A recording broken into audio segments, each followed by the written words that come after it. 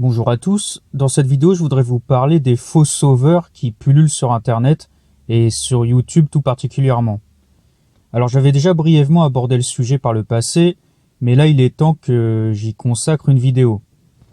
Ces faux sauveurs ou faux prophètes appartiennent la plupart du temps au monde politique et manipulent ceux qui les écoutent en leur donnant de faux espoirs terrestres, humanistes j'ai envie de dire. C'est-à-dire qu'ils centrent tous leurs espoirs non plus en Dieu, mais en l'homme. La plupart du temps, ces faux sauveurs et faux prophètes ne parlent pas du divin.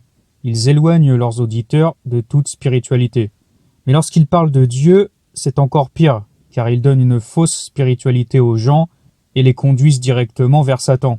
Si je devais faire un choix entre la peste et le choléra, je dirais alors que je préfère les faux sauveurs humanistes et politiques aux faux sauveurs spirituels, car ils font moins de dégâts à l'âme.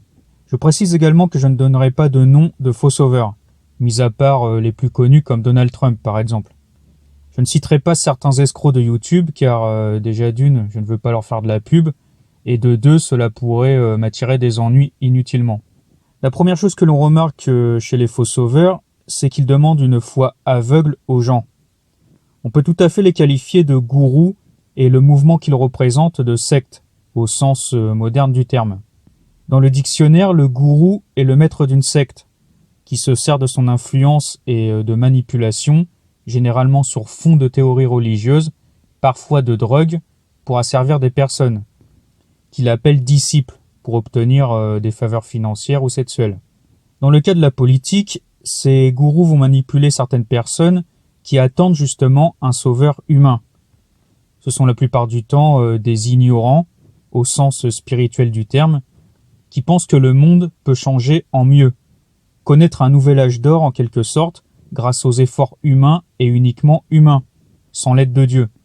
Ils pensent qu'un réveil massif de la population mondiale est possible, et que cette masse va se rebeller contre ces tyrans pour créer un monde meilleur, ce qui est une illusion, une douce rêverie qui ne verra jamais le jour, puisque la masse est matérialiste. Elle reste donc soumise à ceux qui dirigent ce monde matériel, les oligarques mondialistes.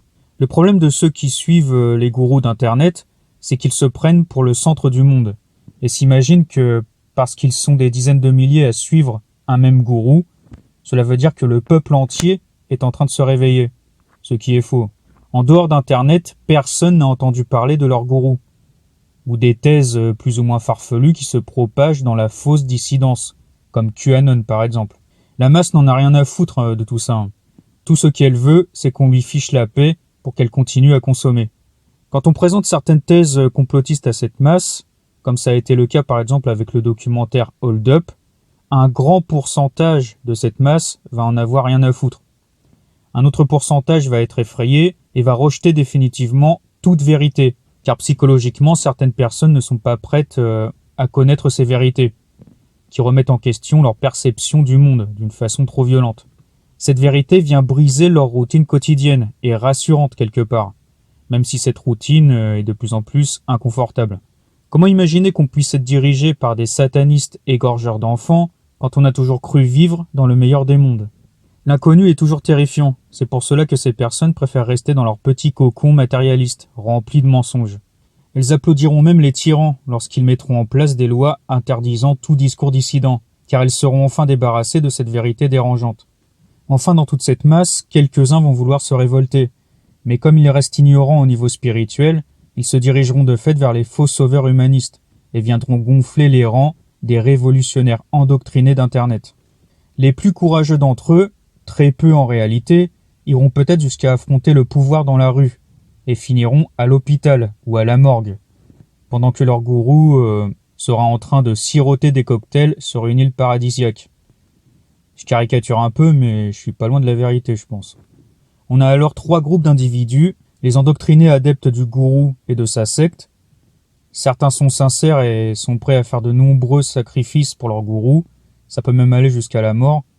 D'autres sont de purs consommateurs et suivent ces gourous uniquement pour se divertir. Même s'ils adhèrent à la doctrine ou l'idéologie de la secte, ils ne prendront jamais de risques. Ils consomment des vidéos YouTube qui leur procurent certaines émotions. Cela occupe leur journée car la plupart du temps, ces gens ont une vie ennuyante et ça leur donne aussi le sentiment d'appartenir à un groupe. On soutient son gourou de YouTube préféré, comme on soutiendrait une équipe de foot par exemple. On retrouve même des éléments de la télé-réalité, puisque ces groupes de youtubeurs se font parfois la guerre. Tel gourou allant attaquer un autre gourou parce qu'il empiètre trop sur ses plates-bandes. Vous avez alors toutes les groupies, le noyau dur de la secte, qui s'organisent pour aller attaquer tous ceux qui osent critiquer leur saint gourou. Dans le monde de YouTube, cela se traduit par les pouces rouges et les commentaires extrêmement agressifs, sans argumentation digne de ce nom, et qui démontrent toute la pauvreté intellectuelle de ces personnes. Elles pensent avoir de l'importance en mettant leurs petits pouces rouges et leurs commentaires insultants, alors qu'en réalité leurs avis sont insignifiants. Le pouce rouge et le commentaire apportant même plus de visibilité à la vidéo qu'ils souhaitent condamner. Ces pauvres gens se feront berner toute leur vie. Le plus fascinant là-dedans, c'est qu'on a parfois des groupies qui se retournent contre leur gourou, si ce dernier leur refuse certaines faveurs, ou si ce gourou dit certaines choses qui ne leur plaisent pas. N'oublions pas que ces gens sont pour la plupart des consommateurs. Ils attendent donc de leur gourou qu'ils les divertissent tout d'abord quotidiennement, tout en les brossant dans le sens du poil. Le gourou n'hésite pas d'ailleurs à rappeler à ses adeptes à quel point ils sont merveilleux, que grâce à eux la secte va triompher et faire briller la sainte lumière de la vérité au monde entier. La plupart de ces gens sont primitifs et se laissent guider uniquement par leurs émotions et leurs instincts les plus primaires. Si on leur dit qu'on les aime et à quel point ils sont formidables, cela suffit. D'ailleurs, le discours du gourou ou du faux prophète ne vole jamais bien haut, et il est souvent basé sur l'émotion, le sentimentalisme étant la seule chose que les primitifs comprennent. Le gourou va toujours dans le sens des primitifs et leur dit ce qu'ils veulent entendre, même si ce sont des mensonges. Puisque la personne endoctrinée ne suit que son émotion, elle n'ira jamais vérifier si ce que dit le gourou est vrai, ou si ses dires se contredisent ou se vérifient dans le temps. Après le groupe des adeptes endoctrinés, on a celui des faux prophètes. Les faux prophètes sont là pour relayer la sainte parole d'un gourou. Ce sont par exemple tous les youtubeurs pro-Trump qui pullulent sur Internet. Certains sont sincères et d'autres sont de véritables escrocs qui font ça uniquement pour l'argent. Faites-nous des dons pour nous aider à faire triompher la sainte vérité face au redoutable état profond. Et cela marche parfaitement, car bien souvent ces gens sont charismatiques. Ils transmettent une certaine sympathie qui plaît aux primitifs, qui ne se base uniquement sur l'apparence. Tu es sympathique et ce que tu dis me plaît et me divertit, alors je vais te soutenir, souvent financièrement. La troisième catégorie sont les gourous eux-mêmes. On a différents niveaux de gourous. Les plus médiatisés comme Donald Trump font clairement partie de l'opposition contrôlée. Ils sont là pour mener les gens dans une impasse, leur faire combattre frontalement le système, tout en les éloignant de toute spiritualité. Et quand ils semblent présenter une certaine spiritualité, il s'agit d'une fausse spiritualité, comme le protestantisme évangélique par exemple, qui est anti-traditionnel, car il s'oppose au rite traditionnel et impose un moralisme qui ne permet pas à l'homme de s'élever spirituellement. Il s'agit d'une fausse religion satanique qui garde l'homme centré sur lui-même et promet la venue d'un Messie qui régnera éternellement sur terre, ce qui est là encore anti-traditionnel. On cherche à trouver le salut sur terre et non plus au ciel. On a des gourous de plus bas niveau qui eux sont présents sur Internet et qui n'ont pas besoin de faux prophètes pour relayer leurs paroles. Ceux-là peuvent faire partie de l'opposition contrôlée, mais ce sont la plupart du temps des escrocs ou tout simplement des malades mentaux qui cherchent à faire parler d'eux. Mais le point commun entre tous ces faux sauveurs, c'est qu'ils vous demandent de les croire sur parole. Tout ce qu'ils promettent est invérifiable et ne se réalise jamais. Certains vont par exemple vous expliquer que QAnon et Donald Trump agissent dans le secret pour renverser l'oligarchie mondialiste. Ils promettent à chaque fois que la victoire est proche, qu'ils vont faire telle ou telle chose, mais jamais rien ne se produit. L'état profond, comme ils l'appellent, est toujours aussi puissant et continue ses plans vers le nouvel ordre mondial. À chaque fois, les Trumpistes font de nouvelles promesses qu'ils ne réalisent jamais pour endormir ceux qui les suivent. On attend toujours l'arrestation d'Obama, de Clinton, de Bush, etc., etc. Mais ce sera sûrement dans 70 ans quand Trump aura 140 ans. Il faut attendre et surtout il faut continuer de soutenir la cause. Par les dons, si possible. Un grand classique aussi, c'est le faux sauveur qui vous promet qu'il a toute une armée avec lui et qu'il agira le moment venu. Il ne peut pas fournir de preuves, mais vous demande de le croire sur parole. Quelquefois, ces gourous s'appuient sur un programme qui paraît sérieux pour se donner de la crédibilité. Mais quand on regarde ce programme de plus près, on s'aperçoit qu'il n'y a aucun fond. Il s'agit juste d'idées rassemblées en vrac. Des idées qu'il a piquées à droite à gauche pour séduire un maximum de gens. Et comme il ne faut pas faire trop compliqué, la plupart de ces idées se résument à on va renverser les méchants tyrans, on va abolir les impôts, donner plus d'argent et de pouvoir au peuple, etc., etc. Sans dire bien évidemment comment on va s'y prendre dans le détail. Cela s'appelle faire de la démagogie, caresser son auditoire dans le sens du poil, lui faire entendre ce qu'il a envie d'entendre pour le manipuler. Et ça marche. Pour en revenir au mot gourou, son étymologie vient du sanskrit guru, qui signifie précepteur, enseignant ou maître. Dans l'hindouisme, il s'agit d'un maître spirituel qui va enseigner la connaissance des choses divines à ses élèves. Cette connaissance étant traditionnelle, transmise depuis des millénaires, elle permet à l'homme de retrouver son créateur, le principe divin dont il est issu. Le gourou moderne est donc anti-traditionnel, car son but n'est pas de mener ceux qui le suivent vers ce principe, mais au contraire de les garder attachés à sa propre personne et aux choses matérielles de ce monde. C'est un gourou qui fait de l'homme son propre Dieu. Ce gourou, quelle que soit sa doctrine politique ou faussement spirituelle, est satanique. Et lorsqu'il donne l'apparence d'appartenir à une tradition, il trompe là encore les gens. Par exemple, certains gourous prétendent vouloir faire renaître la monarchie française, voire même la monarchie de droit divin, mais ils n'ont reçu aucune légitimité pour le faire. Ils n'appartiennent pas à une famille royale, ils ne sont même pas nobles et encore moins prophètes ou prêtres. Le pire, c'est que certains d'entre eux prétendent même vouloir prendre le trône de France alors qu'ils ne sont rien et qu'ils n'ont pas été choisis par Dieu. Car il ne faut pas oublier que le pouvoir temporel est d'abord donné par Dieu lui-même et par l'autorité spirituelle qui le sert. Dans le cas de la royauté française, c'est le prêtre qui sacre le roi avec l'onction de l'huile sainte sur le corps. Et avant le roi, c'était les druides qui guidaient le peuple. Bref, vouloir prendre le pouvoir par ses propres moyens, sans avoir été légitimé par Dieu, est anti-traditionnel. Même si la personne qui veut prendre le pouvoir semble sincère, elle n'agit pas pour Dieu. Et ça, c'est important de le savoir. Donc quelqu'un qui met l'homme au centre de son programme, en reléguant le divin au second plan, n'est pas digne de confiance. Et on peut se questionner sur ses véritables motivations. Comme je l'ai dit, le gourou est un démagogue. Il va par exemple promettre au peuple de lui donner le pouvoir, or cela aussi est complètement anti-traditionnel. Car le peuple, la masse, n'est pas fait pour diriger. Le rôle du peuple dans une société traditionnelle est de travailler pour nourrir sa famille, et rien d'autre. Le pouvoir temporel étant réservé à la caste des rois, des nobles et des guerriers. En échange de son obéissance, le peuple reçoit la protection de cette caste royale et guerrière, qu'on nomme kshatriya dans l'hindouisme, et qui elle-même reçoit ses instructions de la caste des prêtres, qui incarnent l'autorité spirituelle.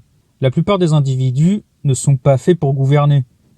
Chacun doit rester à sa place pour que la société puisse fonctionner correctement, tout en gardant une certaine transcendance.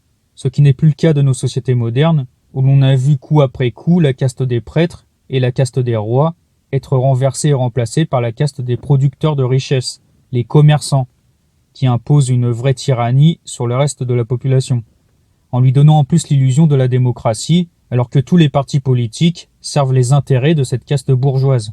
Cette caste étant elle-même l'instrument des mages noirs de la contre-tradition satanique, les serviteurs des forces du mal.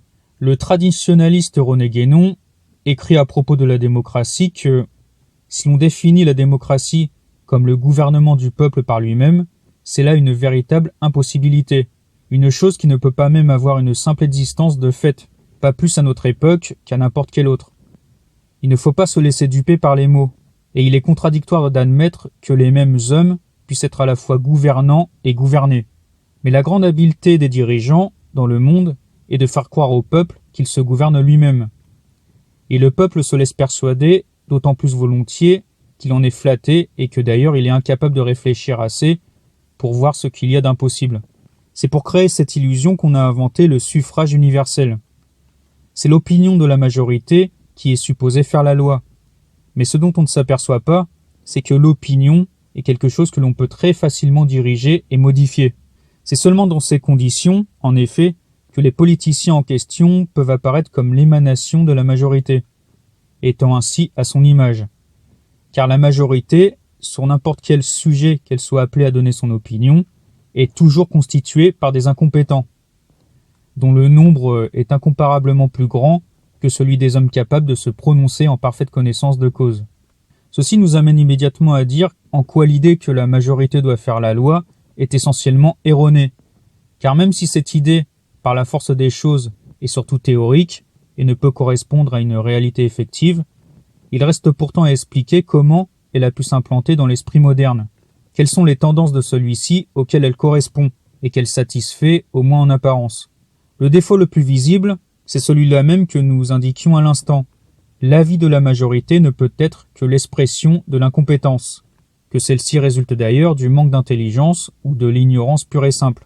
On pourrait faire intervenir à ce propos certaines observations de psychologie collective, et rappeler notamment ce fait assez connu que, dans une foule, l'ensemble des réactions mentales qui se produisent entre les individus composants aboutit à la formation d'une sorte de résultante qui est, non pas même au niveau de la moyenne, mais à celui des éléments les plus inférieurs. Cela dit, il nous faut encore insister sur une conséquence immédiate de l'idée démocratique, qui est la négation de l'élite entendue dans sa seule acceptation légitime. Ce n'est pas pour rien que démocratie s'oppose à aristocratie, ce dernier mot désignant précisément, du moins lorsqu'il est pris dans son sens étymologique, le pouvoir de l'élite.